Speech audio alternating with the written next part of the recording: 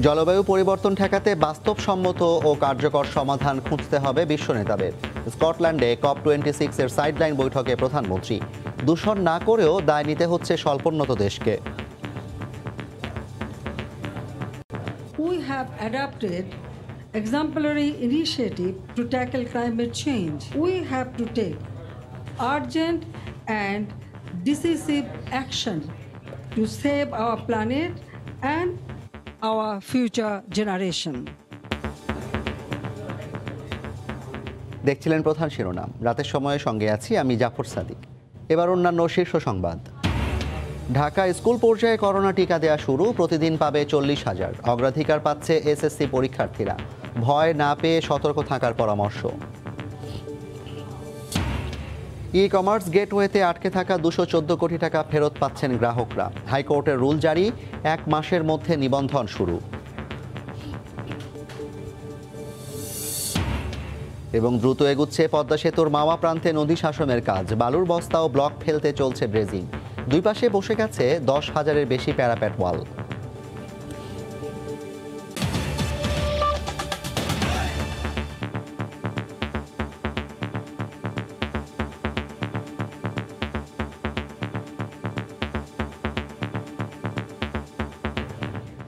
জলবায়ু পরিবর্তনের ক্ষতি সামলাতে বাস্তবসম্মত ও কার্যকর সমাধান খুঁজতে বিশ্ব নেতাদের তাগিদ দিয়েছেন প্রধানমন্ত্রী শেখ হাসিনা। তিনি বলেছেন, ভুক্তভোগী দেশগুলোর জন্য জলবায়ু অর্থায়ন নিশ্চিত করতে হবে ধনী দেশগুলোকেই।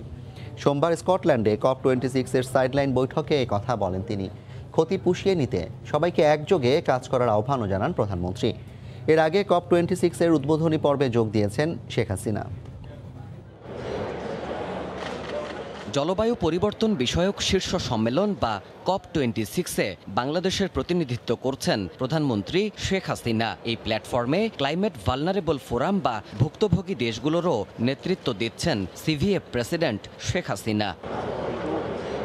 গ্লাসগোতে স্থানীয় সময় সোমবার সকালে সম্মেলনের উদ্বোধনী পর্বে যোগ দেন প্রধানমন্ত্রী। এ সময় তাকে স্বাগত জানান ব্রিটিশ প্রধানমন্ত্রী বরিস জনসন ও জাতিসংঘ মহাসচিব Antonio Guterres.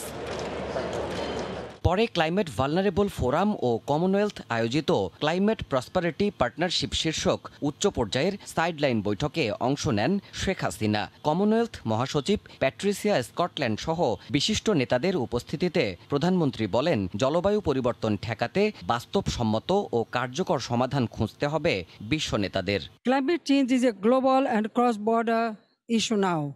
No country is immune from these grave consequences. We have to take urgent and decisive action to save our planet and our future generation. তার দাবি, প্যারিস চুক্তি অনুযায়ী বরাদ্দ করা জলবায়ু অর্থায়নও নিশ্চিত করতে হবে দাতা গোষ্ঠীদের। Despite our vulnerabilities and resource constraints, we have adopted exemplary initiative to tackle climate change. Our common position can help us in securing the annual $100 billion for climate financing by the developed countries for the developing countries. এই সভায় শেখ হাসিনা সাফ জানিয়েছেন, বাংলাদেশ সহ climate vulnerable ফোরামের 48টি সদস্য দেশ গোটা বিশ্বের মাত্র 5% কার্বন নিঃসরণ করছে। অথচ জলবায়ু ক্ষতির মুখে থেকেও জীবন ও জীবিকায় ব্যাপক হুমকির মুখে এই দেশগুলোই সব দেশ। দেবাশিস রায়, সময় সংবাদ। অন্য প্রসঙ্গ, প্রতীক্ষার পালা শেষ। আনুষ্ঠানিকভাবে ঢাকা স্কুল পর্যায়ে শুরু হলো করোনার টিকা দেয়া। প্রথম দিনই 12 থেকে 17 বছর বয়সী শিশুরা পেল ভ্যাকসিন। কাল থেকে দেওয়া হবে আরও 7টি কেন্দ্রে। প্রতিটিতে 5,000 করে একদিনের টিকা পাবে 40,000 কোমলমতি শিক্ষার্থী। কর্মসূচির উদ্বোধন করে শিক্ষামন্ত্রী জানান, অগ্রাধিকার পাবে এসএসসি ও এইচএসসি পরীক্ষার্থীরা। অবশেষে দীর্ঘ প্রতীক্ষার অবসান। পরীক্ষামূলক কাল পেরিয়ে আনুষ্ঠানিকভাবে করোনা টিকার আওতায় এলো দেশের ক্ষুদে নাগরিকরা। সোমবার সকালে রাজধানীর মতিঝিল আইডিয়াল স্কুল অ্যান্ড কলেজে আনুষ্ঠানিক এই কার্যক্রমের উদ্বোধন করেন শিক্ষা ও স্বাস্থ্যমন্ত্রী। টিকা পাওয়ার পর খুশির জোয়ারে ভাসে শিক্ষার্থীরা। বিড়ম্বনা ছাড়াই আমি প্রতিষ্ঠান প্রাঙ্গণেই টিকাটা গ্রহণ করতে পেরেছি। এখন আর আসতে ভীতিটা কাজ করবে না, নিজেকে সুরক্ষিত মনে করছি। টিকা দিয়ে আমরা কিন্তু সুরক্ষিত, কিন্তু আমাদের স্বাস্থ্যবিধি মেনে চলতে হবে, মাস্ক পরিধান করতে হবে। অন্যদিকে বাড়ির ছোট্ট সদস্যটিকে টিকার আওতায় আনতে পেরে অভিভাবকেরাও যেন অনেকটাই শঙ্কামুক্ত। আমি আমার হাজবেন্ড যখন টিকা দিছি তারপরে আমার বাচ্চাটা নিয়ে ভয় ছিল, এখন ওই বইটা কেটে গেছে। সরকারকে ধন্যবাদ, আমাদের বাচ্চারা স্কুলে এতদিন আসতে পারেনি, তারা বাসায় অসুস্থ হয়ে যাচ্ছিল। আনুষ্ঠানিক এই কার্যক্রমের উদ্বোধনী অনুষ্ঠানে উপস্থিত হয়ে বাংলাদেশ সরকারের টিকা কার্যক্রমের প্রশংসা করেন বেশ কয়েকটি দেশের রাষ্ট্রদূত সহ আন্তর্জাতিক সংস্থার প্রতিনিধিরা। পর্যায়ক্রমে সারা দেশের শিশুরা এই কার্যক্রমে অন্তর্ভুক্ত হবে বলে জানান স্বাস্থ্যমন্ত্রী। ছাত্রছাত্রীদের টিকা দিতে 3 কোটি টিকা লাগবে, আমাদের 2 কোটি প্রায় অলরেডি আমাদের কনফার্ম। প্রাথমিক পর্যায়ে সব জেলায় ফাইজার টিকা আমাদের স্কুলের ছেলে মেয়েদেরকে দেওয়া হবে এবং পারলে আমরা একটা উপজেলা পর্যায়ে আমরা পর্যায়ক্রমে নিয়ে যাব। টিকা গ্রহণ করলেও প্রতিটি শিক্ষার্থীকে স্বাস্থ্যবিধি মেনে চলার আহ্বান জানিয়ে শিক্ষামন্ত্রী বলেন, টিকাদান প্রক্রিয়ায় অগ্রাধিকার পাবেন পরীক্ষার্থীরা। সব পরীক্ষার্থীকে পরীক্ষার আগে দিয়ে দিতে পারবো এই নিশ্চয়তা কিন্তু আমরা এখন দিতে পারছি না। হ্যাঁ, কিন্তু আমরা চেষ্টা করব যে তাদেরকে আগে দিয়ে দেবার। মঙ্গলবার থেকে রাজধানীর 8টি কেন্দ্রের প্রতিটিতে 5,000 করে প্রতিদিন টিকা নিতে পারবে 40,000 শিক্ষার্থী। পরীক্ষামূলক পর্যায় শেষে আনুষ্ঠানিকভাবে শিশুদের দেহে টিকা প্রয়োগের মাধ্যমে করোনা মোকাবিলায় আরও এক ধাপ এগিয়ে গেল বাংলাদেশ। তবে এই কার্যক্রমের ধারাবাহিকতা বজায় রাখতে আরও বেশি সংখ্যক টিকা আমদানির বিকল্প নেই। পাশাপাশি টিকা গ্রহণ করলেও মেনে চলতে হবে স্বাস্থ্যবিধি। রাশেদ বাপ্পি, সময় সংবাদ, ঢাকা। এ নিয়ে কথা বলতে স্টুডিওতে আছেন সহকর্মী আফজাল। আমরা যাচ্ছি সরাসরি তার কাছে। আফজাল, আপনাকে স্বাগত জানাচ্ছি। আফজাল, দীর্ঘদিন ধরে আমরা করোনার একটা বাজে খবরের মধ্যে বসবাস করেছি, অনেকেই মারা যাচ্ছিলেন, আক্রান্ত হচ্ছিলেন। সর্বশেষ এখন কি পরিস্থিতি দাঁড়িয়েছে করোনার? আজকে একটু স্বস্তির খবর দিয়ে শুরু করি, কারণ হচ্ছে যে আজকে ঢাকা ছাড়া এর বাইরের যে বিভাগগুলো রয়েছে 7টি বিভাগ, সেই 7টি বিভাগে কেউ মারা যায়নি, এ ধরনের খবর আমরা পাইনি। আজকে শুধুমাত্র 2 জন মারা গেছেন, তাও ঢাকা বিভাগের এবং 2 জনই নারী। আমরা যদি সবশেষ দেশের করোনা পরিস্থিতিটা একটু দেখে নিতে চাই, তাহলে দেখতে পাচ্ছি যে নমুনা পরীক্ষা করা হয়েছে 19,734টি, এর মধ্যে করোনা শনাক্ত হয়েছে 214 জনের, আর শনাক্তের হার দেখতে পাচ্ছি আমরা 1.08%। আর যেটি বললাম, মারা গেছে 2 জন নারী ঢাকা বিভাগে। আমরা দেখেছিলাম যে গত 10 আগস্ট সর্বোচ্চ একদিনে মারা গিয়েছিলেন হচ্ছে 264 জন। আর আমরা যদি গত 28 জুলাই দেখতে পাচ্ছি যে সেই দিন সর্বোচ্চ একদিনে শনাক্ত হয়েছিল 16,230 জনের মতো মানুষ।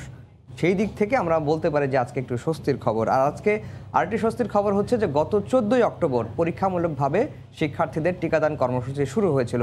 আমরা যেটি মানিকগঞ্জে শুরু হয়েছিল 120 জন শিক্ষার্থীকে, যাদের বয়স 12 থেকে 17 বছর, তাদেরকে টিকা দেওয়া হয়েছিল।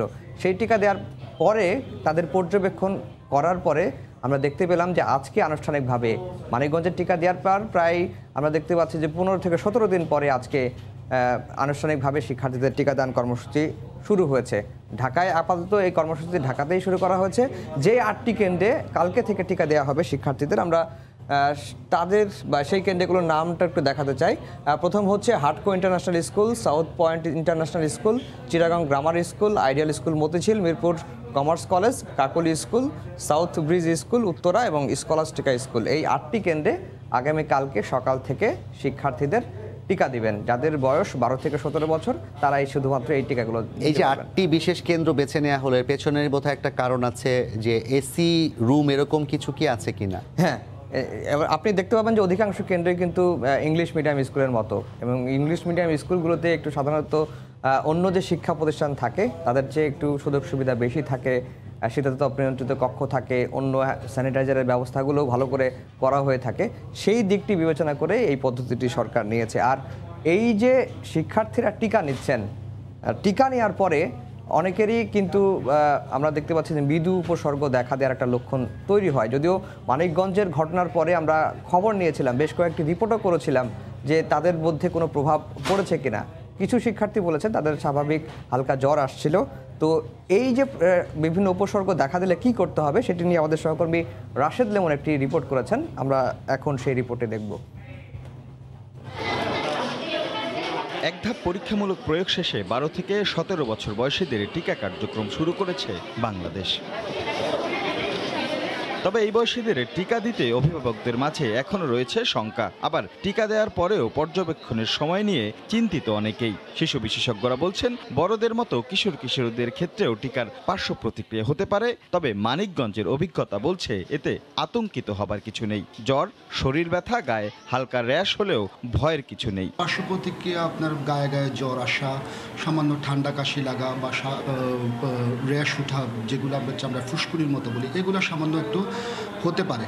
এটার জন্য কিন্তু মারাত্মক কিছু হবে এমন কোনো আশা করার কিছুই নেই। তবে থাকতে হবে বাড়তি সতর্কে। তীব্র ব্যথা, অতিরিক্ত জ্বর, মাথা ঘুরানো, বমি, খিঁচুনি কিংবা অজ্ঞান হওয়ার মতো উপসর্গ দেখা দিলে যেতে হবে হাসপাতালে। যে কোনো ভ্যাকসিনেশনের পরে যদি কোনো আনওয়ান্টেড এরকম অপ্রত্যাশিত কোনো উপসর্গ যদি গার্জিয়ানরা লক্ষ্য করে, যেগুলো আমি বললাম এই মৃদু উপসর্গের বাইরে, তাহলে অবশ্যই নিকটস্থ হসপিটালে প্রথম বা গভর্নমেন্টের যে ডেডিকেটেড হসপিটালগুলি রয়েছে যেখানে যেখানে এদের জন্য যোগাযোগ করার কথা, সেখানে যোগাযোগ করতে হবে। এই পর্যায়ে যে কোনো সমস্যায় কুয়েত মৈত্রী হাসপাতাল, ন্যাশনাল হার্ট ফাউন্ডেশন, সোহরাওয়ার্দী হাসপাতাল, কুর্মিটোলা জেনারেল হাসপাতালে যাওয়ার পরামর্শ স্বাস্থ্য অধিদপ্তরের। রাশেদ লিমন, সময় সংবাদ, ঢাকা। আফজাল, আমরা তো দেখলাম যে টিকা দিলে কোথায় যাবে সেই বিষয়ে আলোচনা হচ্ছে এবং উপসর্গের বিষয়ে বলা হচ্ছে। একটু যদি জানাতেন যে কি পরিমাণ শিক্ষার্থীকে এই পর্যায়ে টিকা দেওয়ার কথা ভাবছে সরকার? সরকার বলে দিয়েছে যে 3 কোটি টিকা শিক্ষার্থীদের দেওয়া হবে। 3 কোটি যদি ডাবল ডোজ করে ধরি তাহলে হয়তো তারা ধরে নিয়েছেন 1.5 কোটি ডোজ শিক্ষার্থীদের বা 1.5 কোটি শিক্ষার্থীকে তারা টিকার আওতায় আনতে চান। এবং এই যে টিকা এখন শুধুমাত্র ঢাকায় চলছে, ঢাকার 8টি কেন্দ্রে কালকে থেকে শুরু হচ্ছে। শিক্ষামন্ত্রী আমাদেরকে জানিয়েছেন দেশের 21টি জেলায় এই টিকাদান কর্মসূচি বিস্তৃত করার একটা পরিকল্পনা বা প্রস্তুতি তাদের হাতে রয়েছে। আমরা যদি দেখতে চাই, যদিও রাশেদ ভাইয়ের রিপোর্টে অনেক কিছু পরিষ্কার হয়েছে, তারপরেও আমরা দেখতে চাই যে টিকা পরবর্তী উপসর্গ এখানে বলা হচ্ছে যে জ্বর, শরীর ব্যথা, গায়ে হালকা র্যাশ, এটি সাধারণত সবার ক্ষেত্রেই হয়ে থাকে। এটি হলে আতঙ্কিত হওয়ার কিছু নেই। তবে যেই উপসর্গ দেখা দিলে হাসপাতালে যেতে হবে, সেখানে বলা হচ্ছে তীব্র ব্যথা, অতিরিক্ত জ্বর, মাথা ঘোরানো, বমি, খিঁচুনি, অজ্ঞান হয়ে যাওয়া। এই কয়েকটি উপসর্গ দেখা দিলে আপনাকে অবশ্যই হাসপাতালে যেতে হবে। কিন্তু কোন হাসপাতালে যাবেন সেই পদ্ধতিও কিন্তু সরকার বলে দিয়েছে যে 8টি কেন্দ্রে শিক্ষার্থীরা টিকা নেবেন, সেই টিকা নেওয়ার পরে কেউ যদি এই উপসর্গগুলো দেখা দেয়, তীব্র ব্যথা থেকে শুরু করে অজ্ঞান হয়ে যাওয়া, তারা কোন হাসপাতালে যাবেন সেটিও কিন্তু সরকার বিস্তৃত বর্ণনা করে দিয়েছে। বলছে যে কুর্মিটোলা জেনারেল হাসপাতালে যাবেন হচ্ছে 3টি প্রতিষ্ঠান, সেটা হচ্ছে Hatco international school, south point international school এবং চিটাগাং গ্রামার স্কুল। এই 3টা স্কুল কেন্দ্রে যারা শিক্ষার্থীরা টিকা নেবেন তারা কুর্মিটোলা জেনারেল হাসপাতালে যদি কোনো উপসর্গ দেখা দেয় তাহলে ওই হাসপাতালে যেতে পারবেন। আর সাউথ ব্রিজ ইন্টারন্যাশনাল স্কুলে যারা টিকা নিচ্ছেন সেই শিক্ষার্থীরা কুয়েত মৈত্রী হাসপাতালে যাবেন। আইডিয়াল স্কুল মতিঝিলে যারা টিকা নেবেন, কোনো উপসর্গ দেখা দিলে হাসপাতালে যাওয়ার প্রয়োজন হলে তাদের জন্য হাসপাতাল নির্ধারণ করা হচ্ছে পুলিশ হাসপাতাল এবং Mirpur commerce college, national heart foundation, Scholastica school Mirpur, national heart foundation এবং কাকলি স্কুল, সোহরাওয়ার্দী মেডিকেল কলেজ হাসপাতাল। অর্থাৎ যে 8টি কেন্দ্রে শিক্ষার্থীরা টিকা নেবেন, টিকা নেওয়ার পরে যদি কোনো উপসর্গ, গুরুতর কোনো উপসর্গ দেখা দেয় তাহলে এই হাসপাতালগুলো সেসব শিক্ষার্থীদের জন্য চিকিৎসার ব্যবস্থা সরকার রেখেছে। এই যে শিক্ষার্থীদের টিকা দেওয়া হচ্ছে, এদের সবাইকে কি ফাইজারের ডোজ দেওয়ার প্ল্যান করেছে সরকার নাকি অন্য সব টিকা মিলিয়ে দিচ্ছে? এখন পর্যন্ত ফাইজারের ডোজ দেওয়া হচ্ছে, যদিও আজকে স্বাস্থ্যমন্ত্রী বলেছেন যে ফাইজারের টিকা আরও আসছে। সেই হিসাবে বলাই চলে যে এখন পর্যন্ত এই যে, এবং আরটি বিষয় বলে রাখি, আগামী নভেম্বরে কিন্তু এসএসসি এবং এইচএসসি পরীক্ষা। তো সেই হিসাবে শিক্ষামন্ত্রী বলেছেন যে যারা পরীক্ষার্থী তাদের আগে অগ্রাধিকার দিয়ে এই টিকার আওতায় নেওয়া আসা হবে। যদিও সব শিক্ষার্থীদের একই সঙ্গে আসলে টিকার আওতায় নেওয়া কতটুকু সম্ভব হবে সেটি আসলে দেখার বিষয়। আপনাকে অনেক ধন্যবাদ। আমাদের দেশে যে ধীরে ধীরে করোনা সংক্রমণ কমে আসছে, এটি একটি স্বস্তির খবর এবং এর সাথে অবশ্যই আমাদের যে টিকাদান কর্মসূচি তাদের একটা বড় সম্পর্ক রয়েছে এবং আমাদের প্রত্যাশা থাকবে বাংলাদেশ থেকে করোনা মুক্ত ভাইরাসটি আমরা আসলে নির্মূল করতে সক্ষম হব। ধন্যবাদ আফজাল। ধন্যবাদ জাফর। দর্শক, আমাদের সঙ্গে যুক্ত হয়েছিলেন রিপোর্টার আফজাল হোসেন, জানাচ্ছিলেন যে স্কুল শিক্ষার্থীদেরকে, বিশেষ করে 12 থেকে 17 বছর বয়সী শিক্ষার্থীদেরকে যে করোনার টিকা দেওয়া হচ্ছে সে বিষয়ে বিস্তারিত। পদ্মা সেতুর মাওয়া প্রান্তে নদী শাসনের কাজে গিয়েছে 86%। বালুর বস্তা ও ব্লক ফেলার উপযোগী করতে পুরো দমে চলছে ড্রেজিং। এদিকে সেতুর দুপাশে রেলিংয়ে 10,000-এর বেশি প্যারাপেট ওয়াল বসানোর কাজ শেষ হয়েছে বলে জানিয়েছেন প্রকল্প পরিচালক। আবু সাইদের ক্যামেরায় নাসির উদ্দিন উজ্জ্বলের আরও একটি রিপোর্ট। দেশের কোটি কোটি মানুষের ভাগ্য বদলে দেওয়ার পদ্মা সেতুর চূড়ান্ত পর্যায়ের কাজ দ্রুত এগিয়ে চলছে। শুষ্ক মৌসুম আসতেই গতি এসেছে নদী শাসনের কাজে। মহাপ্রান্তে চলছে 1.80 কিলোমিটার এলাকায় নদী শাসন। ব্লক ও বালুর বস্তা ফেলার উপযোগী করতে চলছে এখন ড্রেজিং। জাজিরা প্রান্তে চলছে বাকি 1 কিলোমিটার এলাকায় নদী শাসন। স্লোপে বস্তা ফেলতে হলে ড্রেজিং করতে হবে। ড্রেজিং চলমান আছে। স্লোপ রেডি হলে স্লোপে 125 কেজি বস্তা ডাম্পিং করবে। ডাম্পিং করে তার উপরে রক পাথর ডাম্পিং করবে। পুরো সেতুর দুই পাশে রেলিংয়ে বসবে 12,390টি প্যারাপেট ওয়াল। এর মধ্যে 10,377টি বসে গেছে। সেতুটি যান চলাচল উপযোগীর শেষ পর্যায়ের কাজ চলছে এখন। অক্টোবরের 31 তারিখ পর্যন্ত আমাদের মেইন ব্রিজের অগ্রগতি 95%, নদী শাসনের অগ্রগতি আপনার 86%, আর সার্বিক অগ্রগতি 88.75। ভলিউমে বেশি না, কিন্তু যেহেতু ফিনিশিংয়ের কাজ সময় লাগছে আর কি। সেতুর জাজিরা প্রান্তে প্রায় 11 কিলোমিটার এবং মাওয়া প্রান্তে 300 মিটার এলাকায় নদী শাসনের কাজ সম্পন্ন হয়ে গেছে। নাসির উদ্দিন উজ্জ্বল, সময় সংবাদ। সেমিফাইনাল স্বপ্ন শেষ হলেও এখনও বিশ্বকাপ থেকে কিছু প্রাপ্তির আশা বাংলাদেশ কোচ রাসেল ডমিঙ্গোর। দক্ষিণ আফ্রিকার বিপক্ষে ম্যাচে যতটা সম্ভব কম ভুল করে ফলাফল নিজেদের পক্ষে রাখতে চায় বাংলাদেশ। সাকিবের ইনজুরিতে বিশ্বকাপে অভিষেক হতে যাচ্ছে শামীম পাটোয়ারির। অন্যদিকে বাংলাদেশকে সমীহ করলেও সেমির টিকিট নিশ্চিত করতে চায় প্রোটিয়ারা। আবুধাবিতে বাংলাদেশ দক্ষিণ আফ্রিকা ম্যাচটি শুরু হবে মঙ্গলবার বিকেল 4টায়। দুবাই থেকে সাজিদ মুস্তাহিদের রিপোর্ট, ক্যামেরায় ছিলেন খলিলুর রহমান।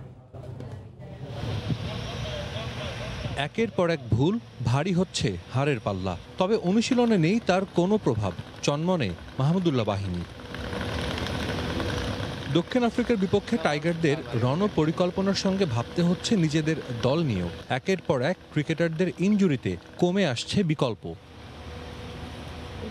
যুব বিশ্বকাপ জয় করা শামীমের এখনও অভিষেক হয়নি বড়দের বিশ্ব আসরে। সেই অপেক্ষা শেষ হচ্ছে দক্ষিণ আফ্রিকা ম্যাচে। লিটনকে তিনিই দেখতে চান কোচ। দল কেমন হবে তা নিয়ে একটা ইঙ্গিতও দিয়ে রেখেছেন। টানা 3 ম্যাচ হারলেও লক্ষ্যটা স্পষ্ট করেছেন রাসেল ডমিঙ্গো। দেখুন, সাকিব না থাকাটা আমাদের জন্য বড় এক ধাক্কা। সে না খেললে একজন বোলার ব্যাটসম্যান কম নিয়ে খেলতে হয়। দক্ষিণ আফ্রিকার বিপক্ষে খেলার মতো ফিট নয় সোহান। শামীম ও সৌম্য সরকার আমাদের 2 ব্যাকআপ ব্যাটসম্যান, তারা থাকবে একাদশে। আশা করছি পরিকল্পনা অনুযায়ী খেলতে পারলে ইতিবাচক ফল পাওয়া সম্ভব। দীর্ঘ সময় দক্ষিণ আফ্রিকার কোচের দায়িত্ব পালন করেছেন ডমিঙ্গো। প্রোটিয়াদের দুর্বল জায়গাগুলো ভালোই জানা তার। আবুধাবিতে মাঠে নামার আগে সেভাবেই পরিকল্পনা সাজাচ্ছেন কোচ। সেমিফাইনাল খেলার রেসে এখনও ভালো মতোই টিকে আছে দক্ষিণ আফ্রিকা। বাংলাদেশের বিপক্ষে জিতলে সেরা 4-এ যাবার সমীকরণটা সহজ হয়ে যাবে।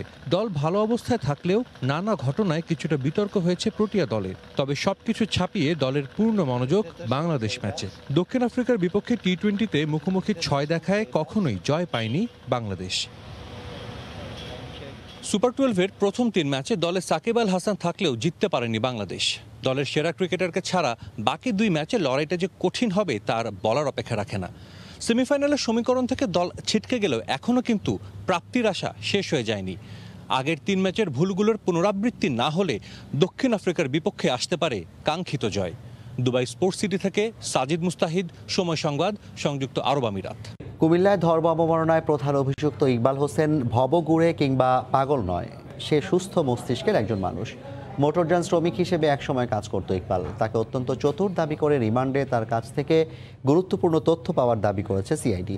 এদিকে স্থানীয় সংসদ সদস্যের দাবি, টাকার বিনিময়ে ইকবালকে ব্যবহার করে পরিকল্পনা বাস্তবায়নের চেষ্টা করে একটি গোষ্ঠী। বাহার রায়হানকে সঙ্গে নিয়ে বুলবুল রেজার রিপোর্ট, ক্যামেরায় ছিলেন ওমর ফারুক। কুমিল্লার পূজা মণ্ডপে কোরআন শরীফ রেখেছিল ইকবাল হোসেন। সিসি ক্যামেরার ফুটেজ দেখে বিষয়টি নিশ্চিত হওয়ার পর অনেকেই তাকে ভবঘুরে কিংবা পাগল আখ্যা দিয়েছিল। পরিবারের পক্ষ থেকেও দাবি করা হয়েছিল সে মানসিকভাবে অসুস্থ।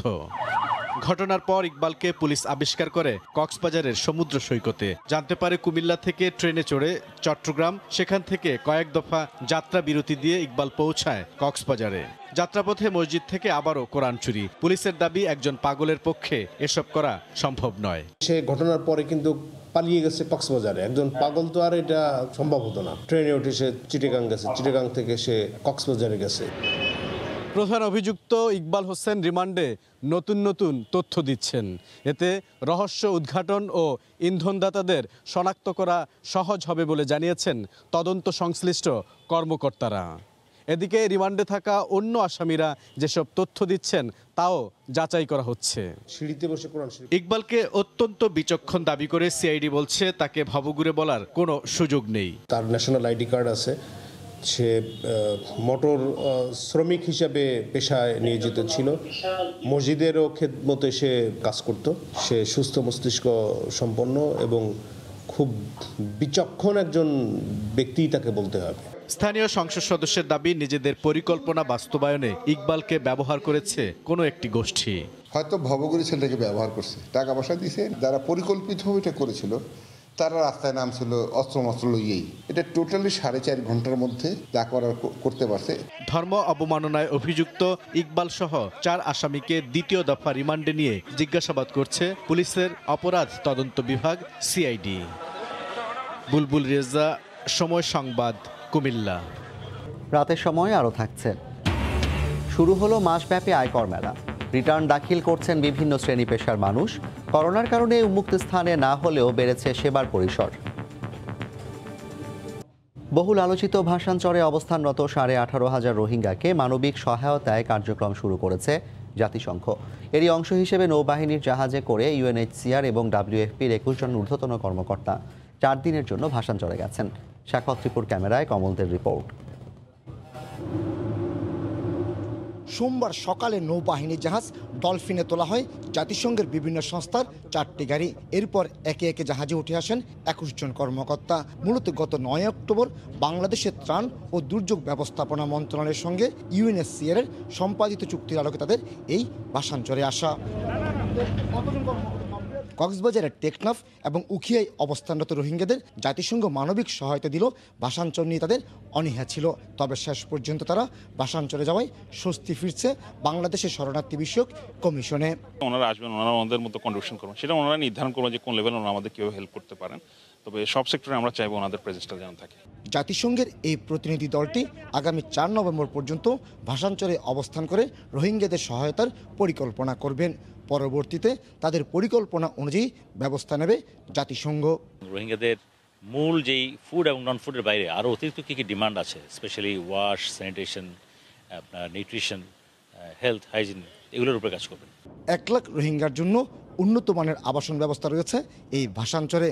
তবে গত প্রায় 1 বছর জাতিসংঘ সহায়তা না দিলেও বাংলাদেশি এনজিওগুলো তাদের সহায়তা করে আসছে। জাতিসংঘের এই প্রতিনিধি দল ফিরে গিয়ে রিপোর্ট দিবে কিভাবে তাদের সাহায্য এবং সহযোগিতা করা যায়। এরপরেই পূর্ণাঙ্গ সাহায্য সহযোগিতা শুরু হবে ভাসানচরে অবস্থানরত রোহিঙ্গাদের। নোয়াখালীর ভাসানচর থেকে কমল দে, সময় সংবাদ। যাবজ্জীবন সাজার মেয়াদ শেষ হওয়ার পর 4 বছরেও মুক্তি মেলেনি এক আসামি। দ্রুত মুক্তির নির্দেশ দিয়ে এ ধরনের ঘটনা এড়াতে দেশের সকল কারাগারে বার্তা পাঠাতে স্বরাষ্ট্র মন্ত্রণালয়কে নির্দেশ দিয়েছেন আপিল বিভাগ।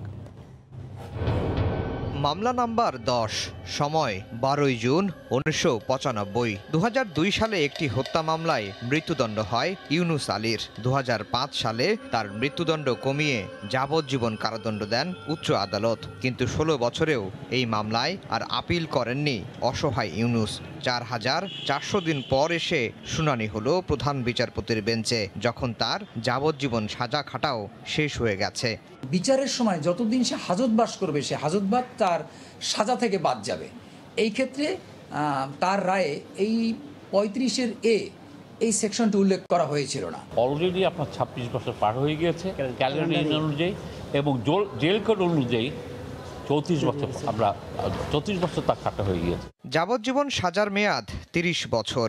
জেল কোড অনুযায়ী রেয়াত মিললে সেই সাজা গিয়ে দাঁড়ায় 22.5 বছরে। সেই হিসেবে প্রায় 4.5 বছর সাজা বেশি খেটেছেন ইউনুস আলী। এমন ঘটনা যেন আর না ঘটে সেই কারণে সারা দেশের কারাগারগুলোতে স্বরাষ্ট্র মন্ত্রণালয়ের মাধ্যমে জরুরি বার্তা পাঠাতে বললেন প্রধান বিচারপতির নেতৃত্বাধীন বেঞ্চ। এর ফলে অনেক আসামি তারা বেরিয়ে যেতে পারবে, যার জীবনের অনেক সময় জেলখানায় থেকে ধুকে মরছে, তারা বেরিয়ে যেতে পারবে। ইউনুস আলীর বিরুদ্ধে দ্রুত কারাবিধির হিসেব নিকেশ করে মুক্তির নির্দেশও দিয়েছেন দেশের সর্বোচ্চ আদালত। রায়ের নথিও দ্রুত পাঠাতে বলা হয়েছে কারাগারে। আফজাল হোসেন, সময় সংবাদ, ঢাকা। ই কমার্স গেটওয়েতে আটকে থাকা 214 কোটি টাকা ফেরত পাচ্ছেন গ্রাহকরা। এ ব্যাপারে রুল জারি করেছেন হাইকোর্ট। বাণিজ্য মন্ত্রণালয় দ্রুত টাকা ফেরত দেওয়া শুরু করবে বলে জানানো হয়েছে। এদিকে 1 মাসের মধ্যে শুরু হবে ই কমার্স প্রতিষ্ঠানের নিবন্ধন প্রক্রিয়াও। ইভ্যালি ঝড়ে টালমাটাল দেশের ই কমার্স খাত। টাকা ফেরত পাওয়া নিয়ে অনিশ্চয়তায় পড়েছেন লাখ লাখ ক্ষতিগ্রস্ত গ্রাহক।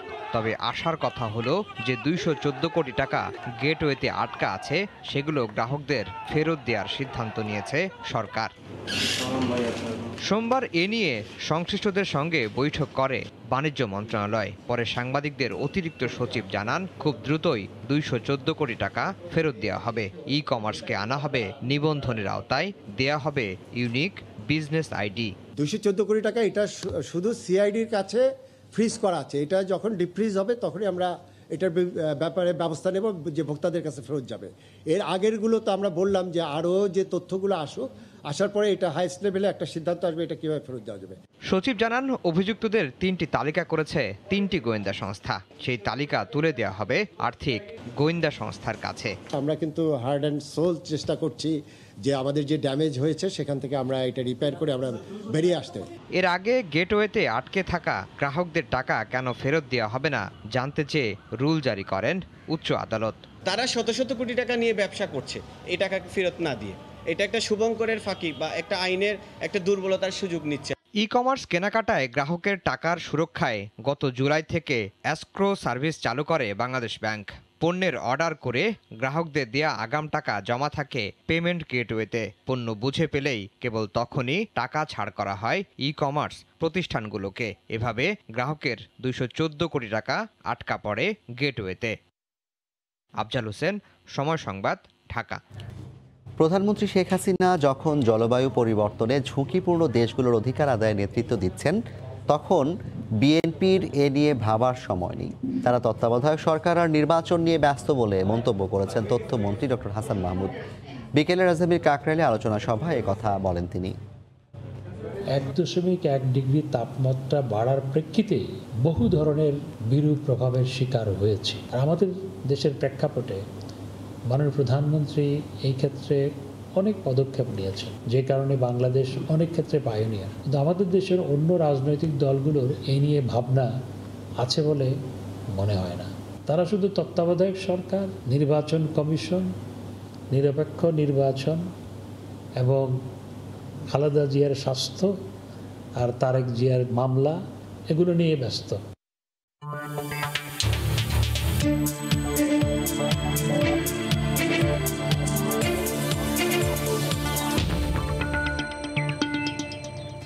শুরু হলো মাসব্যাপী আয়কর মেলা। করোনার কারণে এবারও উন্মুক্ত স্থানে আয়োজন না থাকলেও বাড়ানো হয়েছে সেবার পরিসর। এনবিআর বলছে, করদাতাদের উদ্বুদ্ধ করতে মাসব্যাপী থাকবে নানা আয়োজন। প্রথম দিনের সেবায় খুশির কথা জানালেন করদাতারা। বরাবরের মতোই নভেম্বরের প্রথমে শুরু হলো জাতীয় আয়কর মেলা। তবে করোনার কারণে স্বাস্থ্য ঝুঁকি বিবেচনায় রাজধানী ঢাকায় কেন্দ্রীয়ভাবে মেলা আয়োজন না করে সেবা দেওয়ার বিশেষ বুথ বসানো হয়েছে সংশ্লিষ্ট কর অঞ্চলগুলোতে। নতুন একটা সেবা সংযোজন করেছি, সেটা হচ্ছে ইটিডিএস। ফিজিক্যালি মুভমেন্টের যে ইস্যুটা, সেটাকে একটু আমরা ডিমোটিভেট করতে চাচ্ছি। বাসায় বসে কিংবা আপনি দেশের বাইরে থেকেও রিটার্ন সাবমিট করতে পারবেন। আমরা এখানে এসে জমা দিলে আমরা এটাকে এন্ট্রি করব, এন্ট্রি করে দেখে ওনার রিসিপ্টটা সাথে সাথে যাতে দিয়ে দেওয়া যায়। তারা কিভাবে রিটার্ন ফিল আপ করবে এবং কত টাকা ট্যাক্স দিবে, এই যে হিসাব নিকাশের ব্যাপারগুলোই আমরা আসলে সলভ করার জন্য চেষ্টা করি এবং আমরা আয়কর মেলাতে এই ধরনের সেবা দিয়ে থাকি। সারা দেশে 31টি করাঞ্চলে 649টি সার্কেলে অফিস চলাকালে প্রতিদিন সকাল 9টা থেকে বিকেল 5টা পর্যন্ত আয়কর রিটার্ন জমা দিতে পারবেন করদাতারা। প্রথম দিনে সেবা নিতে আসা করদাতারা জানালেন সহজে শেষ করতে পেরেছেন তাদের কাজ। সত্যি খুব সুন্দর সিস্টেম তারা চালু করেছেন। এক জায়গা থেকে রিটার্নটা দিয়ে আছে, স্লিপটা পাওয়া যাচ্ছে।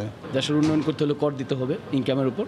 করাঞ্চল 2-এর কর কমিশনার জানালেন করদাতারা যেন আন্তরিক পরিবেশে সেবা নিতে পারেন তা নিশ্চিত করতে ব্যবস্থা নেওয়া হয়েছে। সবজন তার নিজস্ব ঢঙে এই সেবাগুলো দিচ্ছেন, নিজস্ব সার্কেলে ওনারা নিজেদের মতো করে রিটার্ন দেবেন, আমরা তাদের শুধু সহযোগিতা করব। আমরা সহযোগী করদাতাদের, যে কোনো মানুষই ঘরে বসে রিটার্ন দিতে পারবে। করদাতাদের উদ্বুদ্ধ করতে 24 নভেম্বর 141 জন সর্বোচ্চ করদাতাকে দেয়া হবে ট্যাক্স কার্ড। কামরুল হাসান সবুজ, সময় সংবাদ, ঢাকা। মহামারী করোনার কারণে দীর্ঘ 18 মাস পর পর্যটকদের থাইল্যান্ড ভ্রমণের নিষেধাজ্ঞা প্রত্যাহার করা হয়েছে। এক বিবৃতিতে দেশটির পর্যটন মন্ত্রণালয় জানায়, করোনায় আক্রান্তের হার কম এমন 63টি দেশ ও অঞ্চলের পর্যটকরা দেশটিতে প্রবেশ করতে পারছেন। তবে দেখাতে হচ্ছে 2 ডোজ টিকা নেওয়ার সনদ। তালিকায় নাম নেই বাংলাদেশের। সোমবার সকাল থেকেই ব্যাংককের বিমানবন্দরে ভিড় করতে শুরু করেন পর্যটকরা। দীর্ঘ 18 মাস পর ভ্রমণ নিষেধাজ্ঞা তুলে নিয়ে থাইল্যান্ডে আসতে শুরু করেছেন তারা। এ সময় নিজেদের অভিব্যক্তি তুলে ধরেন পর্যটকরা। এই মুহূর্তে ইউরোপে অনেক শীত, তাই আমরা এখানে ঘুরতে এসেছি। দীর্ঘদিন পর বেড়াতে এসে ভালো লাগছে। পর্যটক আসতে শুরু করায় খুশি এই খাতের সঙ্গে সংশ্লিষ্টরা। দেশটির পর্যটন শিল্প আবারও ঘুরে দাঁড়াবে বলে মত তাদের। হোটেলের সব প্রস্তুতি সম্পন্ন, কর্মচারী যারা ছুটিতে ছিলেন তারা চলে এসেছেন। আশা করছি আমরা আবার স্বাভাবিক অবস্থায় ফিরতে পারবো। দেশটির পর্যটন মন্ত্রণালয় জানায়, প্রাথমিকভাবে 63টি দেশ ও অঞ্চলের নাগরিকদের জন্য নিষেধাজ্ঞা তুলে নেওয়া হয়েছে। এমনকি থাকতে হবে না কোয়ারেন্টাইনে। তবে যারা আসবেন তাদের অবশ্যই করোনার 2 ডোজ টিকা নেওয়া থাকতে হবে। তালিকার বেশিরভাগই ইউরোপের দেশ। প্রতিবেশী ভারত, নেপাল, ভুটান থাকলেও প্রাথমিক তালিকায় নেই বাংলাদেশের নাম।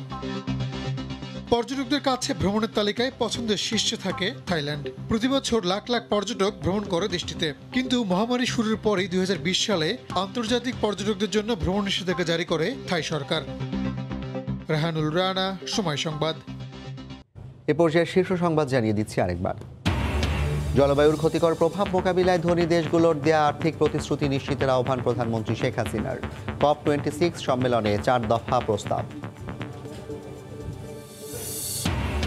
ঢাকা স্কুল পর্যায়ে করোনা টিকা দেয়া শুরু। প্রতিদিন পাবে 40,000। অগ্রাধিকার পাচ্ছে এসএসসি পরীক্ষার্থীরা।